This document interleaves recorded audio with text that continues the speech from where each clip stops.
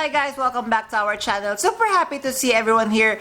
Guys, I'm so excited for today's episode. This has just arrived today and I'm so excited because we are going to have a true Ferragamo bag unboxing. Yeah, so this is the part to remember guys. Couple of weeks back, I have just received and unboxed my very first Ferragamo bag, which is the iconic top handle. I was so happy, so relieved, and so impressed how beautiful this bag is. And I have shared at the end of the video that I have purchased a second Ferragamo bag and this is her. So guys, I'm inviting you to watch until the end of our episode. Hi guys, Ron here, Suking Budgetarian Fashionista. I publish vlog every Wednesdays and Saturdays about fashion. I do luxury shopping vlogs, hauls and unboxings. I also do bag reviews and provide styling tips. I'm inviting you to please join our ever-growing fam. There's a cute little icon here. So please click on this one so you can easily subscribe and be a member of our growing luxury addicted family.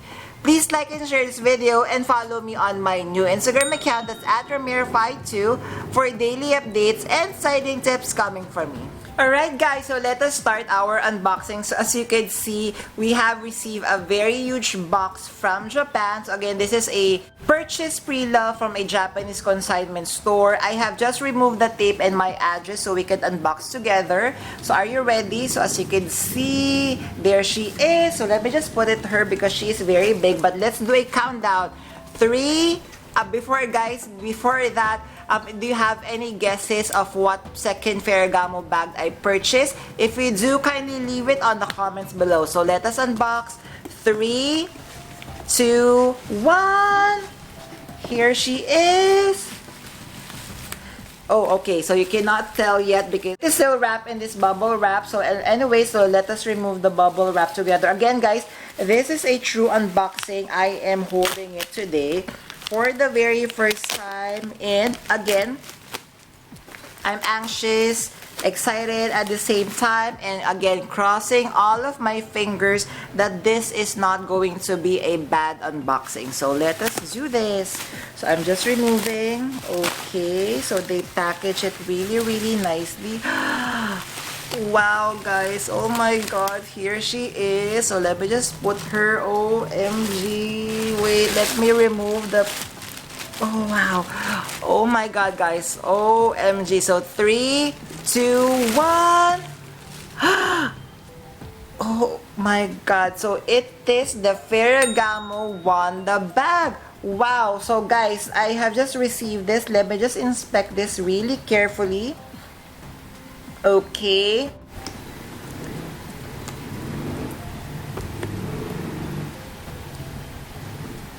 I'm just inspecting.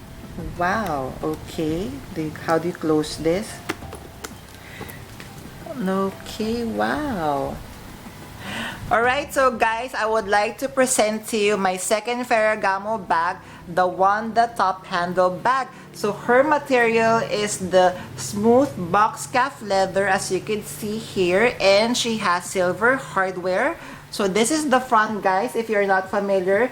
So this is the top handle, or the Wanda top handle. So I'm reading on Google. Let me just double check again. So guys, if you're not familiar, just to explain a little bit further, I'm reading on Google here, I'm sorry. So it was first introduced in 1998 and named after the wife of Ferragamo, Wanda Ferragamo. So this is older than the iconic top handle. So let us inspect closer. So she is not on a perfect condition compared to my iconic top handle, but she is still really gorgeous. So again, the color is black. The material is the smooth box calf leather. So in front, so we are going to see the very beautiful silver hardware. So the silver hardware, you have to flip it like this for you to be able to open. And this is the top handle. The top handle doesn't move. And once you open, you are going to see the contents inside. So later we are going to discuss. And once you open, you're going to see it's gusseted. And you could see this is the side part. And then of course, wait, this is the back part. And then the bottom part doesn't have any feet.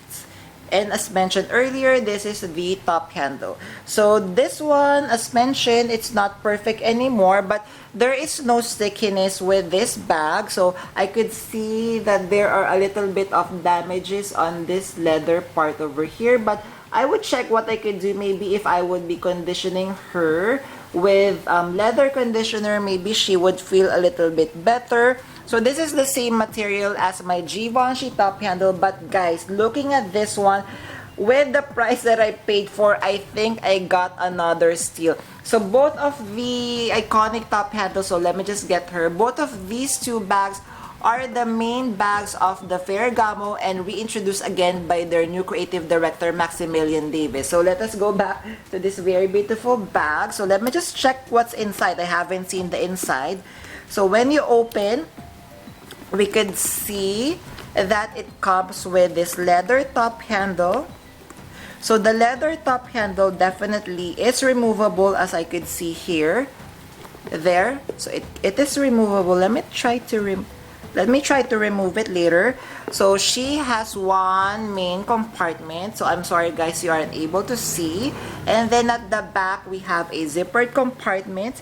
And of course, we are going to see that the zipper tab again is engraved in the Ferragamo logo. And of course, the Ferragamo logo is at the back over there on this part, and it would have the authenticity number. Wow, ooh, super nice, super nice. And then of course, the lining compared to my iconic top handle, which is all leather, the lining of this one is fabric. So the top part is leather with the handle, and then the main compartment is fabric. And it has like the design of Ferragamo, which is super, super nice.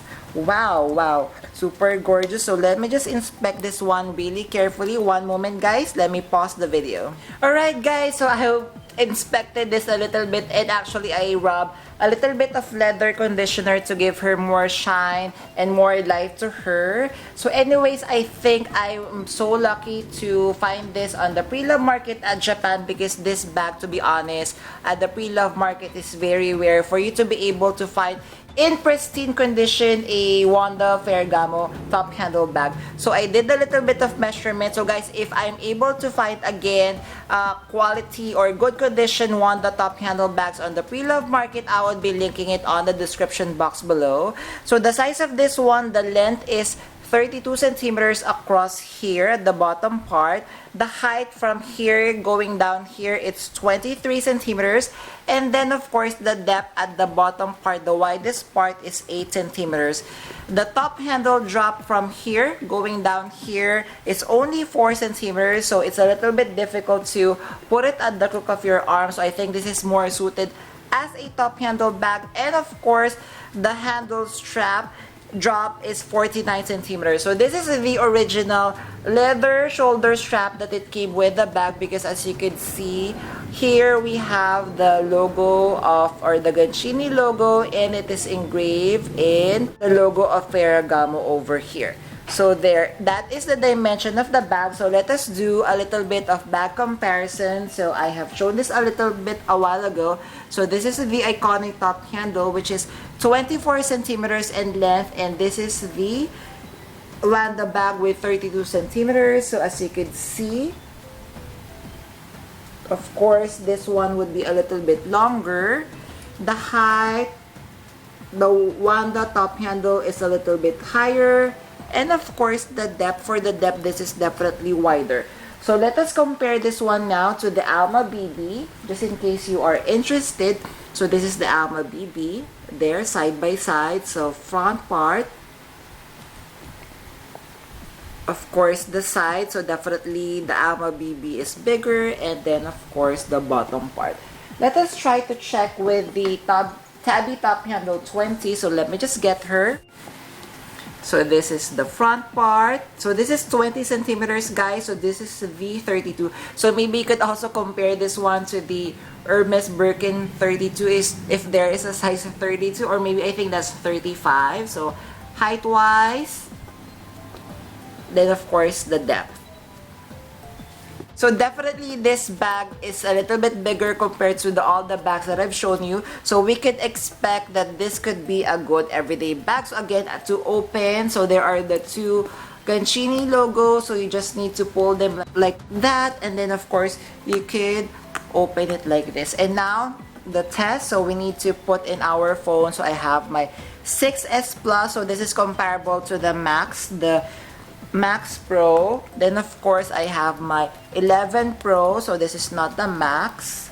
So I am putting them, guys, standing up, and it doesn't have any issues. I have another phone, so this is the 5S. I have my power bank over here. So let us assume, so this is a Fendi baguette, so this could be your wallet. So there, it goes in. And of course, I have my key clay. So I have everything inside. So can you see? So everything is inside and it still has more space. And let's see the test. Let's close it. There. So it's closed. So if it's a little bit filled, so you can see a little bit bump. So I would be not doing that. So let me remove that. It's causing me anxiety. So I think the 3 phones are too much. So maybe let us remove that. Okay, so I have removed my 5S and now it's better. So as you can see, there are no jutting out or bulging out at the side of the bag, which is so perfect. So definitely this is a good size bag, 32 centimeters, perfect for me for as an everyday bag. And since again, guys, I purchased this one as a steal, I would not be afraid to be carrying her all around with me. So again, this is the strap. So let me just see. So again, carrying it, and again, I like it because as you can see, guys, it's a little bit higher. Normally when I am carrying crossbody, I don't want it to be on the hip area, I want it on my waist area. So that is perfect. So if ever I wanted to be hands-free, then definitely I would be carrying this with the crossbody strap. So guys, I'm not really sure what are the difference from the newer version because obviously this is from the, I'm not really sure, maybe the 90s or early 2000s, because again, I am not well versed yet with on how to check when this was manufactured. But as mentioned earlier, I was a little bit surprised because I was imagining that the iconic top handle is older than the Wanda, but the Wanda top handle was released 1998 and this is released in the mid 1990s. So this is an older style compared to the iconic top handle. There, I'm so happy that again I was able to find a very beautiful gem at the pre-love market. So these 2 bags, I'm so happy to be adding them to my collection. An excellent purchase, and again, guys, for a steal. So I'm so lucky that I was able to turn around the bad experience from the Chanel dilemma that I had last year with these 2 very beautiful bags. And guys, just look at these 2 bags. What do you think?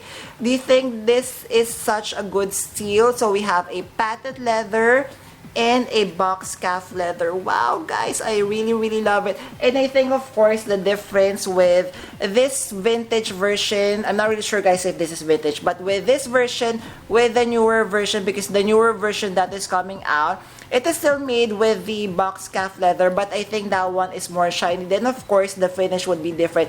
I prefer, honestly, this one, the black version, and I am touching the leather. So, as mentioned earlier, I have applied leather conditioner, and I'm touching the leather.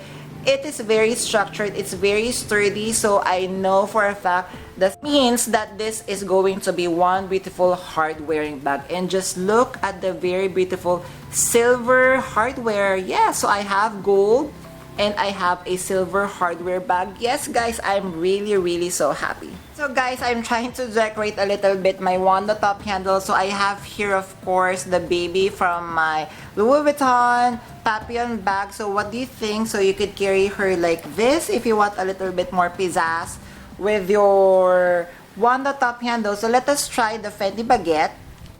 So I have here my micro Fendi baguette. Of course, you could just attach it to one of the handles, and let me just see if I can do that.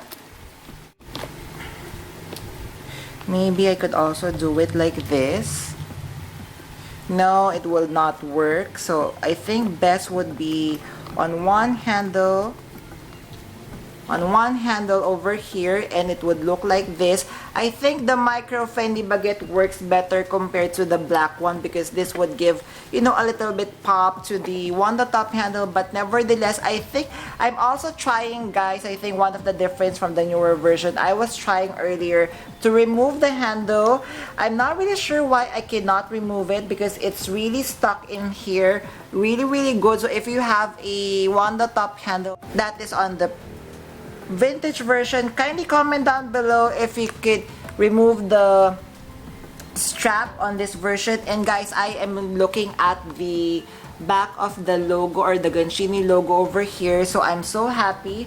It is saying, of course, that this bag is made in Italy. And guys, just look at the very beautiful zipper pull. I'm not really sure if I could show you, but I've shown you earlier. It also has the engraving of Ferragamo. Guys, again, I'm so lucky that I was able to find this one on a steal. So guys, kindly comment down below what do you think of my new Ferragamo baby. There, did you enjoy our episode for today, guys? I am so happy at this point that finally I'm able to bring home two very beautiful Ferragamo bags. So I have now the iconic top handle, and I have the Wanda top handle, and I have one in gold hardware, and I have another one in silver hardware, and they are both of the same size.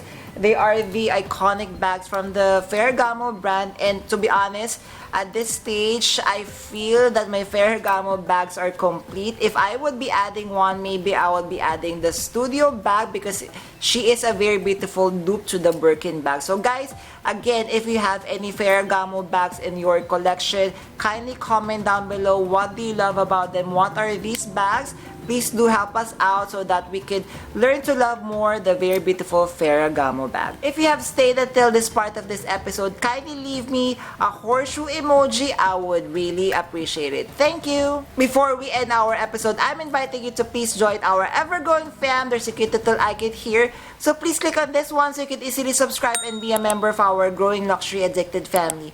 Please like and share this video and follow me on my new Instagram account that's at Ramirify2 for daily updates and styling tips coming from me. A million thank you for staying with me in today's episode. I'm going to leave a couple of videos here for you to check out. Please stay safe. I'm going to see each and every one of you soon. Bye!